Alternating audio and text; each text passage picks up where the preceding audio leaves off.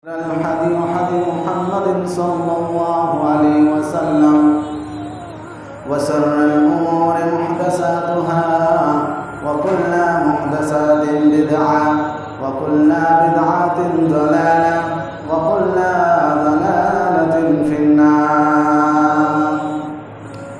أعوذ بالله من الشيطان الرجيم. بسم الله الرحمن الرحيم. قاف والقرآن المجيد بل عاجبوا أن جاءهم منذر منهم فقال الكافرون هذا سحر عظيم أإذا متنا وكنا ترابا ذلك رجع بعيد قد علمنا ما تنقص الأرض منهم وإنا لكتاب حفيظ بل كذبوا بالحق لما جاءهم فهم في أمر مريج أفلم ينظروا إلى السماء فوقهم كيف بنيناها وزيناها وما لها من فروج والأرض مددناها والكيل فيها رواسي وأنبتنا فيها من كل زوج بهيج تبصرة وذكرى لكل عبد منيب ونزلنا من السماء ماء مباركا فأنبتنا به جنات وحب الحصيد والنخل باسقات لها طلع نضيد رزقا للعباد وأحيينا به بلدة ميتا كذلك الخروج كذبت قبلهم قوم نوح وأصحاب الرس وثمود وعاد وفرعون وإخوان لوط وأصحاب الأيكة وقوم تبع كل كذب الرسول فحق وعيد أفإنا بالخلق الأول بل هم في لبس من خلق جديد.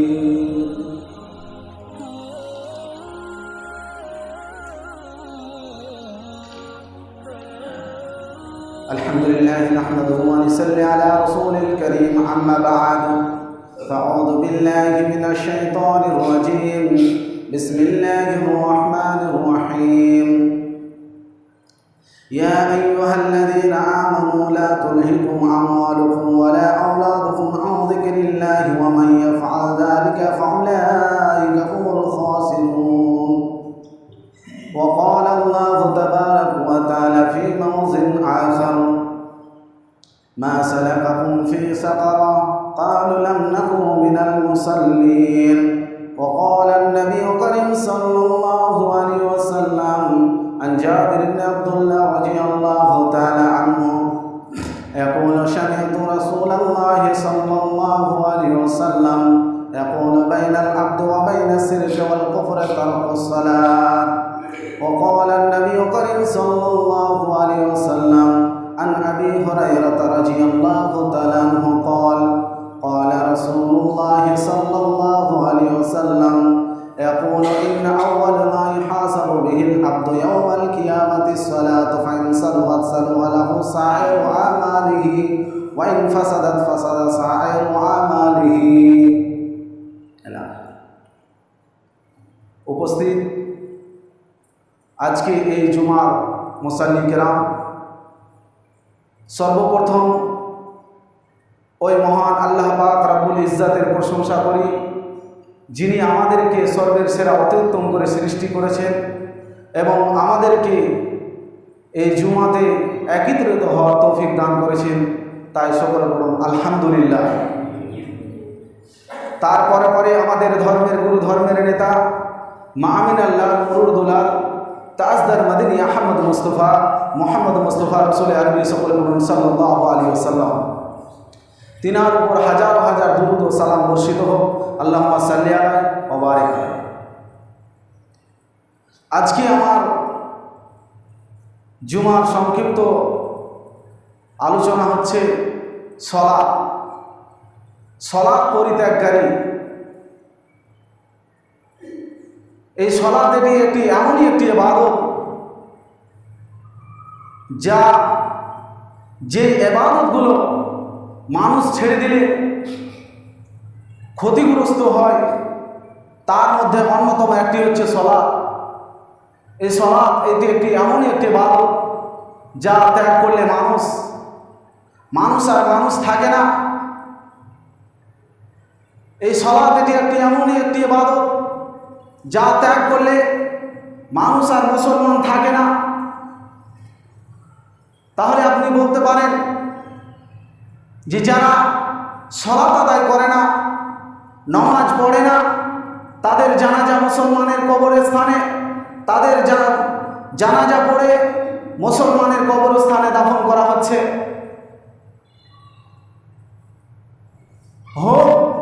হতে পারে সে কালেমা পড়েছে, কিন্তু আল্লাহ তাবারক ওয়া তাআলা তিনি বলছেন যে সালাত ত্যাগকারী আল্লাহ রাসূল সাল্লাল্লাহু আলাইহি ওয়াসাল্লাম তিনি বলছেন যে কাল কিয়ামতের দিন আপনি যা করেছেন, পৃথিবীতে আপনি যাবতীয় কিছু করেছেন, টাকা পয়সা রোজগার করেছেন, চাকরি করেছেন, দান করেছেন, আপনি কি অনেক কিছু করেছেন, আপনার কিছুই জিজ্ঞাসা করা হবে না। সর্বপ্রথমে আপনাকে সালাত সম্পর্কে জিজ্ঞাসা করা হবে। এই কথা আল্লাহ রাসূল সাল্লাল্লাহু আলাইহি ওয়াসাল্লাম তিনি আজ থেকে 1450 বছর পূর্বে তিনি বলেছেন। আল্লাহ তাবারক ওয়া তাআলা তিনি বলেছেন ফাখালাফা মিন বা'দিহিম খালফুন আজাউস সালাতা ওয়াত্তাবাউস শাহওয়াত ফাসাউফা ইয়ালকাউনা গায়আ। অতঃপর তাদের পরে অপদার্থ পরবর্তীতে তারা তাদের সালাতকে নষ্ট করল এবং তারা কুপ্রবৃত্তির অনুসরণ করল। অচিরেই তারা ভ্রান্ত পথের ফল ভোগ করবে।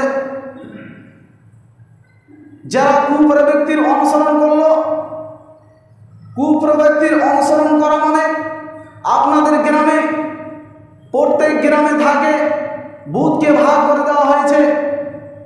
একটি ছোট্ট যদি জায়গা গ্রাম থাকে সেটা তো আলাদা বুথ হয়।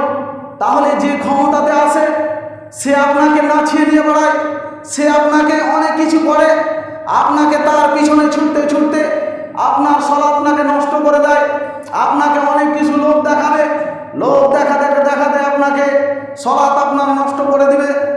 এটাই আল্লাহ তাবারক ওয়া তাআলা বলছেন যে কুপ্রবৃত্তির অনুসরণকারী তারা ভ্রান্ত পথের ফল ভোগ করবে, অর্থাৎ তারা জাহান্নামে যাবে। এই কথা আমার কথা নয়, কোনো কবির কথা নয়, আল্লাহ তাবারক ওয়া তাআলা তিনি স্বয়ং কোরআনের মধ্যে বলছেন। আল্লাহ তাবারক ওয়া তাআলা তিনি আরো বলেন ফাওয়াইলুল লিল মুসাল্লিন আল্লাযীনা হুম আন সালাতিহিম সাহুন। আল্লাহ তাবারক ওয়া তাআলা বলছেন ধ্বংস হোক ওই সব সুনিশ্চিত সালাত আদায়কারীরা যারা সালাতের ব্যাপারে অমনোযোগী থাকে। আপনি নামাজ পড়তে এসে আপনি যদি মনোযোগ সহকারে আপনি যদি নামাজ আদায় না করেন তাহলে আপনার জন্য আল্লাহ তাবারক ওয়া তাআলা বলছেন ধ্বংস হয়ে যাক, বরবাদ হয়ে যাক, বেকার হয়ে যাক, ধ্বংস হয়ে যাক। এই কথা কেন বললেন? আপনি সালাত আদায় করে আপনি ধ্বংস কি করে হলেন? আপনি সালাত আদায় করছেন রাসূলের পদ্ধতিতে, আপনি সালাত আদায় করেন না। রাসূলের পদ্ধতিতে আপনাকে যদি সালাত আদায় করেন আপনি, তাহলে আপনাকে নিয়ম কানুন মেনে আপনাকে চলতে হবে। আপনাদের এখানে যাকে ইমাম বানানো হয়েছে, ইমাম আপনারা রেখেছেন, তার কাছে গিয়ে জেনে নেবেন কিভাবে সালাত আদায় করতে হবে, কিভাবে সালাত আদায় করলে আল্লাহ তাবারক ওয়া তাআলার কাছে গ্রহণযোগ্য হবে। ইবনে মাসউদ রাদিয়াল্লাহু তাআলা তিনি বলেন যে আল্লাহ রাসূলকে জিজ্ঞাসা করলাম, হে আল্লাহ রাসূল, আল্লাহর নিকটে সবচাইতে পছন্দনীয় আমল কি? তিনি বললেন ক্বালা সালাতু আলা ওয়াক্তিহা, সময় মতন সালাত আদায় করো, আল্লাহর কাছে এটা হচ্ছে সবচাইতে পছন্দনীয় আমল। আপনি কেমন করে রাসূলের পদ্ধতিতে সালাত আদায় করবেন? আজকাল রাফুল আযান করে এরকম করে, মনে হচ্ছে যে ওর অলসতা ভাবে সালাত আদায় করে। রাফুল আযান করতে হবে, রাসূলের পদ্ধতিতে সালাত আদায় করতে হবে, রাফুল আযান করতে হবে। আমার দিকে ঠেলে যাচ্ছে দেখেন, এইভাবে আপনাকে রাফুল আযান করতে হবে। একদম হাতের তালু আপনার যাতে পশ্চিম দিকে থাকে, আপনি হাত তুলে এইভাবে আপনি হাতকে ঝুঁকিয়ে নিলেন, হাত তুলে আপনি এইভাবে হাত তুললেন। কতজন এইভাবে হাত তুলে আমার স্বয়ং নিজের দেখা তাদেরকে বলে যে আমরা এইভাবে সারা জীবন চলে আসছি। এইভাবে করলে হবে না। রাসূল সাল্লাল্লাহু আলাইহি ওয়াসাল্লামের পদ্ধতিতে সালাত আদায় করতে হবে। আবু হুরায়রা রাদিয়াল্লাহু তাআলা তিনি বলেন রাসূল সাল্লাল্লাহু আলাইহি ওয়াসাল্লাম বলেছেন সাল্লু কামা রাআইতুমুনি উসাল্লি, নামাজ পড়ো ওইভাবে যেভাবে আল্লাহ রাসূল সাল্লাল্লাহু আলাইহি ওয়াসাল্লামকে সালাত আদায় করতে দেখেছেন, নামাজ পড়তে দেখেছেন, সেইভাবে আপনাকে নামাজ পড়তে হবে। শুধু আপনি 5 মিনিট এসে খাটাখাট সিজদা দিয়ে আপনি রুকু সাজদা ঠিকভাবে যদি না হয়, তাহলে আপনার নামাজই বরবাদ হয়ে যাবে। আর সর্বপ্রথমে নামাজ সম্পর্কে কাল কিয়ামতের দিন হিসাব নেওয়া হবে। আপনি যদি কিয়ামতকে যদি আপনি বিশ্বাস করে থাকেন, আপনি যদি ঈমানদার হয়ে থাকেন, তাহলে আপনাকে রাসূলের পদ্ধতিতে সালাত আদায় করতে হবে। আপনাকে অন্যতম আমল আপনার সব বরবাদ হয়ে যাবে যদি আপনি রাসূলের পদ্ধতিতে সালাত না আদায় করেন। আল্লাহ তাবারাক ওয়া তাআলা বলছেন, ইয়া আইয়ুহাল্লাযীনা আমানু লা তুলহিকুম আমওয়ালুকুম ওয়া লা আওলাদুকুম আন যিকরিল্লাহি ওয়া মান ইয়াফআল যালিকা ফাউলাইকা হুমুল খাসিরুন। আল্লাহ তাবারাক ওয়া তাআলা তিনি বলছেন, হে ঈমানদারগণ, তোমরা তোমাদের ধন সম্পদ সন্তান সন্ততি পেয়ে আল্লাহর সালাত থেকে তোমরা গাফেল হয়ে যেও না। যারা এই ব্যাপারে গাফেল হয়ে যায় তারা এত বড় ক্ষতিগ্রস্ত, তারা এত বড় ক্ষতিগ্রস্ত, তারা এত বড় ক্ষতিগ্রস্ত। আপনাকে আল্লাহ তাবারাক ওয়া তাআলা ধন দিয়েছে, মাল দিয়েছে, আপনাকে অনেক কিছু দিয়েছে, অথচ আপনি আল্লাহর শুকরিয়া আদায় করেন না, আল্লাহর ইবাদত করেন না। তাহলে কাল কিয়ামতের দিন যে আপনাকে সালাত সম্পর্কে জিজ্ঞাসা করা হবে। আজকে যদি আপনি ফকির হয়ে যান, আপনি যদি ভিখারি হয়ে যান, আপনার কাছে যদি কিছুই না থাকে, আপনি ভিক্ষা করে খেতে পারবেন। কাল কিয়ামতের দিন এমন একটি হাসরের ময়দান, এমন একটি দিন যেই দিন আপনাকে কেউ ভিক্ষা দিবে না, যেই দিন আপনার ছেলে আপনার কাছ থেকে দূর দূর করে পালিয়ে যাবে, আপনার স্ত্রীর কাছে যাবেন, আপনার স্ত্রী আপনাকে ধীর ধীর করে তাড়িয়ে দেবে, আপনার স্ত্রী আপনার পরিচয় দিবে না, বলবে না যে আপনি আমার স্বামী ছিলেন, আপনি আমার জন্য এত কিছু করেছিলেন, আপনি ঘুষ খেয়ে আমার জন্য টাকা রোজগার করেছিলেন, আমাকে অনেক রঙের শাড়ি পরিয়েছিলেন, আপনি আমার কাছ থেকে এই নেকিগুলো নিয়ে এলেন। আপনার ছেলে আপনাকে বলবে না যে বাবা আমার জন্য কত কষ্ট করেছিলে, কত কার কাছ থেকে কার হক হালালি করে আপনি মেরে খেয়েছেন, যে আমাকে আপনি MBBS করিয়েছিলেন, আমাকে অনেক বড় বাড়ি করে দিয়েছিলেন, আপনি আমার কাছ থেকে কিছুটা অংশ নিয়ে নেন। আপনার ছেলে আপনাকে বলবে না, আপনার বাবা আপনাকে বলবে না, আপনার স্ত্রী আপনাকে বলবে না, আপনার মেয়ে আপনাকে বলবে না। আপনি যেটুকু আপনি আমল করে যাবেন, সেই আমলের পরিণতি আপনি জান্নাত ও জাহান্নাম হবেন। আপনার যদি আমলনামা যদি বাম হাতে দেওয়া হয়, তাহলে আপনার সব কিছু বরবাদ হয়ে যাবে। আমি বলছিলাম সালাত সম্পর্কে,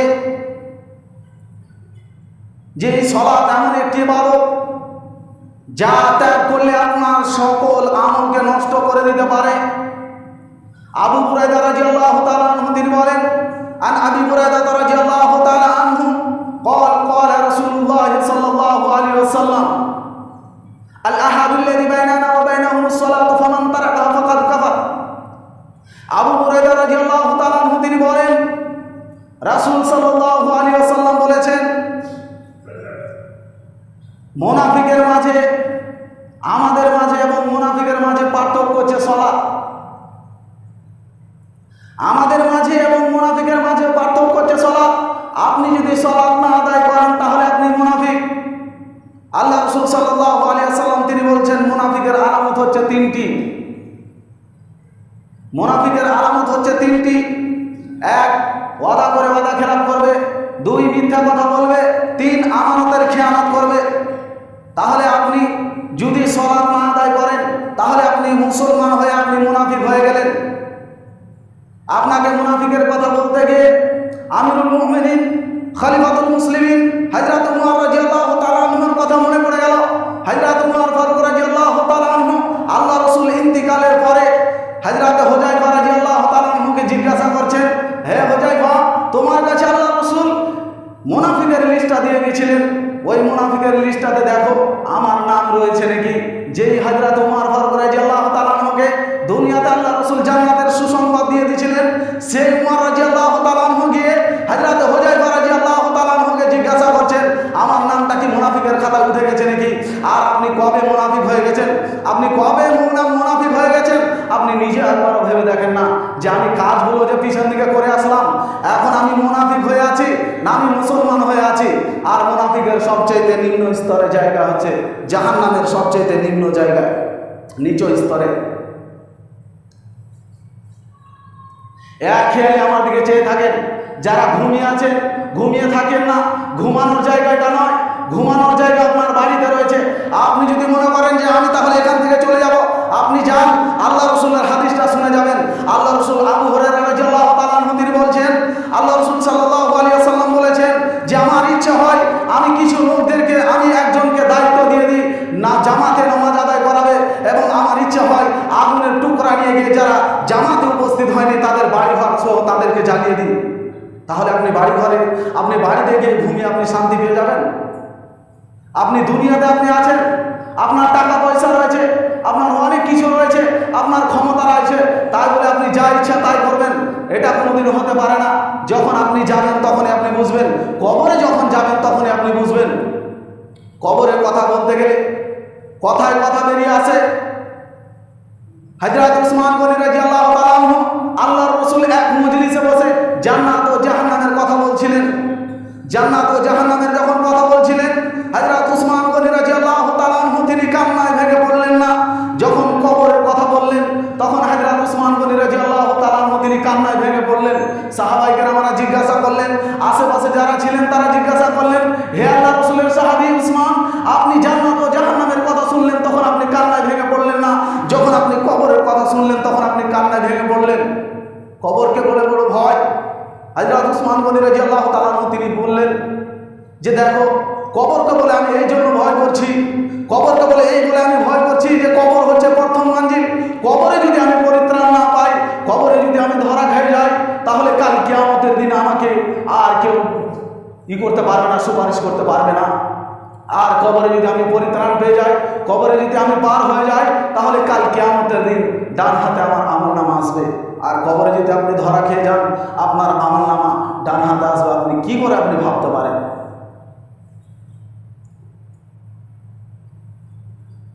عن جابر بن عبد الله يقول سمعت رسول الله صلى الله عليه وسلم يقول بين العبد وبين الشرك والكفر ترك الصلاة।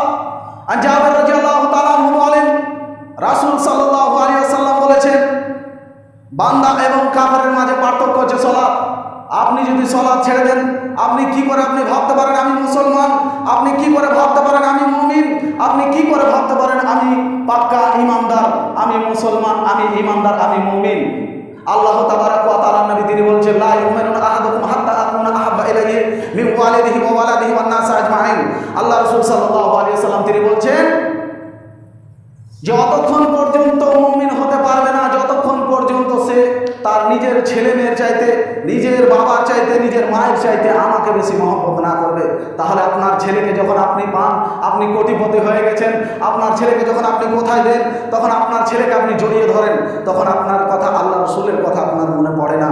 আপনি টাকা পয়সা হয়ে গেছেন, বড় বিলাস বাড়ি করেছেন, আপনি সেই বাড়িতে আরাম করে আপনি ঘুমিয়ে থাকছেন, একবার আপনি ভাবেন না যে আল্লাহ রাসূল যে আমাকে জান্নাতে নিয়ে যাবে, আল্লাহ রাসূল যে ওয়াদা করেছেন যে আমি আমার উম্মতকে ছাড়া আমি জান্নাতে যাব না, তাহলে আমার মতন মুনাফিককে, আমার মতন বেনামাজিকে কেমন করে আল্লাহ রাসূল কাল কিয়ামতের দিন বলবে, আল্লাহর কাছে সুপারিশ করবে যে আল্লাহ রাসূল এটা আমার উম্মত?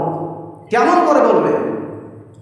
আপনি যদি আল্লাহ রাসূলের কথা যদি না মানেন, আল্লাহ তাবারাক ওয়া তাআলা যদি আপনি আদেশ ফলো না করেন, আল্লাহ তাবারাক ওয়া তাআলার আদেশকে যদি আপনি ভঙ্গ করেন, তাহলে আল্লাহ রাসূল সাল্লাল্লাহু আলাইহি ওয়াসাল্লাম কাল কিয়ামতের দিন আপনার জন্য কেমন করে সুপারিশ করবে? আবু হুরায়রা রাদিয়াল্লাহু তাআলা আনহু তিনি বলছেন, আন আবি হুরায়রা রাদিয়াল্লাহু তাআলা আনহু قال قال النبي صلى الله عليه وسلم من ترك صلاه العصر فقد حبط عمله। যে ব্যক্তি আসরের সালাত ছেড়ে দিল, সে তার সমস্ত আমল নষ্ট হয়ে গেল। তাহলে আপনি কেমন করে ভাবতে পারেন যে আমি জুমাতে সালাত আদায় করলাম, মানে সামনে জুমাতে আবার আসবো? আপনি আসরের সালাতটা যদি আপনি ছেড়ে দেন, আসরের সালাত যদি আপনি পরিত্যাগ করেন, তাহলে আপনার সমস্ত আমল নষ্ট হয়ে গেল। তাহলে আপনি 5 ওয়াক্ত সালাত ছেড়ে দিয়ে আপনি কেমন করে আপনি বলতে পারেন যে আমি ঈমানদার, আমি কোনোদিন মিথ্যা কথা বলি না, আমি এরকম কথা বলি না? যারা মেম্বার রয়েছে, যারা বিচারক রয়েছে গ্রামের, তাদের কাছে শুনতে পাবেন কথা বলতে গিয়ে তারা যখন বিচার করবে তখন তারা বলবে আমি মিথ্যা কথা বলবো না, আমি কোনোদিন এরকম কথা বলবো না। ওকে দেখেন, ওই হারামখোর কোনোদিন নামাজ পড়ে না, ওকে দিয়ে দেখেন নামাজ পড়ে না। যখন ভোটের সময় আসছে আমাদের দিকে আমি দেখতে পাই, তার জন্য আমি বলছি, আমাদের দিকে যখন ভোটের সময় আসলো তখন একদম এত সালাম যাকে দেখতে পাই শুধু সালামে ভরে দেয়। আর যখন ভোটে জিতে নিল তারপরে আপনার দিকে চোখ তুলে তাকাবে না। আপনি তখন আবার সালাম দেন, আপনি আবার পায়ে পড়েন। এরকম বহু জায়গাতে আমরা দেখে আসছি। তাহলে যদি আপনি ক্ষমতা দেখান, ক্ষমতা চিরদিন টিকবে না। ক্ষমতা চিরদিন কারো টিকে নেই। নমরুদ এসেছিল, ফেরাউন এসেছিল, তাদের ক্ষমতা টিকে নেই। আপনারও ক্ষমতা টিকবে না। আপনাকে সালাত আদায় করতেই হবে, যে কোনো মূল্যে হোক। আপনি দাঁড়িয়ে সালাত আদায় করুন, না হলে আপনি বসে সালাত আদায় করুন, না হলে আপনি শুয়ে সালাত আদায় করুন, না হলে আপনি ইশারাতে সালাত আদায় করুন। আপনি জীবিত অবস্থায় হুঁশ থাকাকালীন আপনার সালাত আদায় করতেই হবে, আপনার কোনো মাপ নেই। আন আবি হুরায়রা রাদিয়াল্লাহু তাআলা আনহু তিনি বলছেন, আবু হুরায়রা রাদিয়াল্লাহু তাআলা আনহু তিনি বলছেন, একদিন আল্লাহ রাসূলের কাছে এক অন্ধ ব্যক্তি আসলেন। অন্ধ ব্যক্তি এসে বলছেন, হে আল্লাহ রাসূল, আমি তো চোখে দেখতে পাই না, আমি সমাজে সাথী সঙ্গীত পাই না, আমাকে কি রোগশোক দেওয়া যায় নাকি? যারা ঘুমিয়ে আছেন তারা সাবধান হয়ে যান, ঘুমিয়ে থাকবেন না। আমি এখানে আপনাদেরকে ঘুম দিতে আসিনি, আপনাদেরকে কথা বলতে এসেছি। মানলে ভালো, না মানলে না ভালো।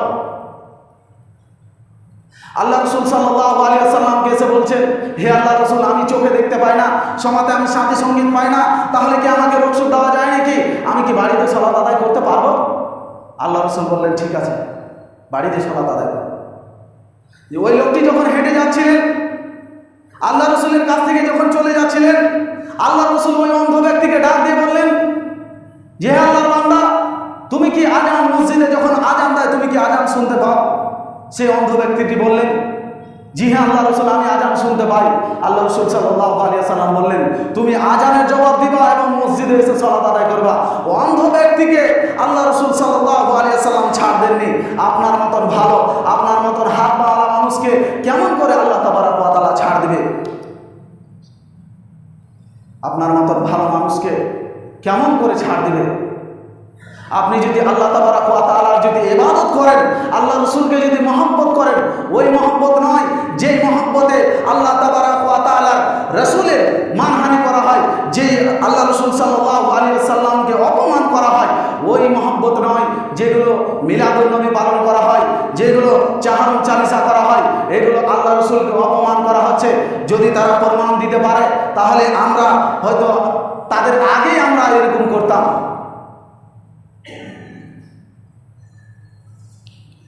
সেরকম মহব্বত করতে হবে না। মহব্বত করতে হবে ওইভাবে যে আপনাকে ঘুষ ছেড়ে দিতে হবে, আপনাকে সুদ ছেড়ে দিতে হবে, আপনাকে মদ ছেড়ে দিতে হবে, আপনাকে অনেক কিছু ছেড়ে দিতে হবে। যারা মুসাল্লি কেরাম নামাজ পড়তে আসেন তাদেরকে অনুরোধ করে বলছি, তারা নিষেধাজ্ঞা পান করিয়েন না। আল্লাহ রাসূল নিষেধাজ্ঞা কোনো নির্ধারিত জিনিসের নাম বলেননি। নিষেধাজ্ঞা হচ্ছে গুল, গুটকা, সিগারেট, পাইন, তামাক, খৈনি, এগুলো যাবতীয় জিনিস রয়েছে যেগুলো বেশি পরিমাণ খেলে বিবেকের ক্ষতি করে, তার অল্প বস্তু হারাম। আপনারা এগুলো করিয়েন না। আর যারা সালাত আদায় করতে আসেন না, এখান থেকে আপনারা তওবা করে যাবেন যে আর কোনোদিন আমরা সালাত ছেড়ে দেব না, আর কোনোদিন আমরা নামাজ ছেড়ে দেব না।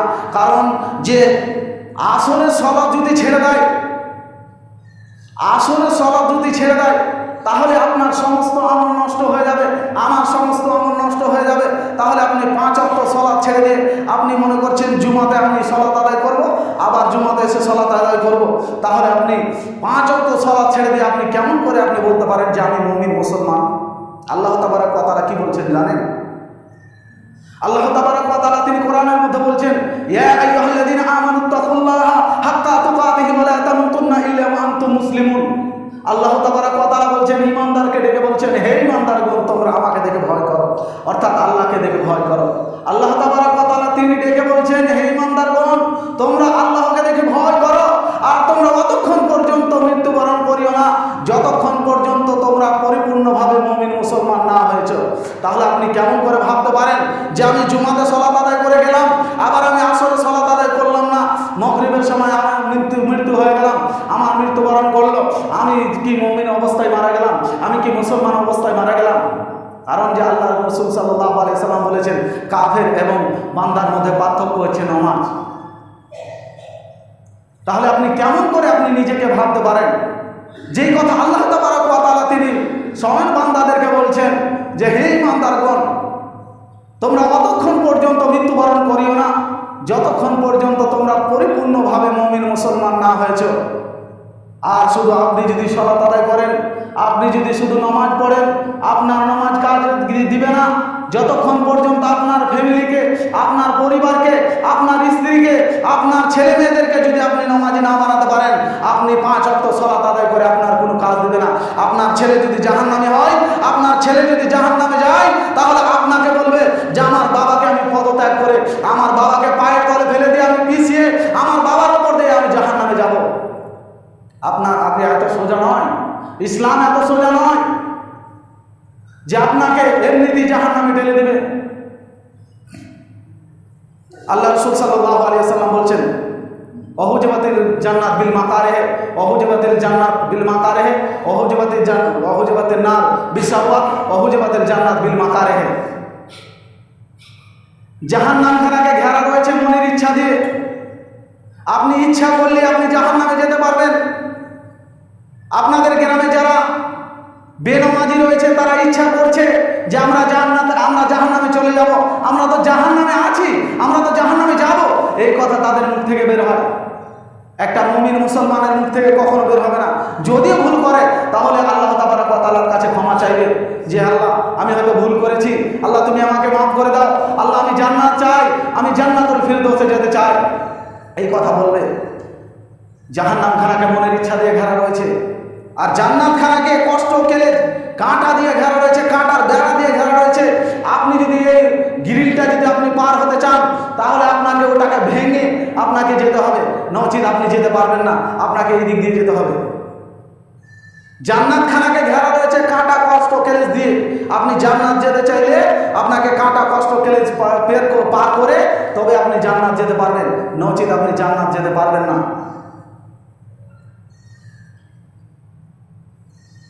সময় শেষ হয়ে গেল। 12টা থেকে নিয়ে 12:30 পর্যন্ত সময় ছিল।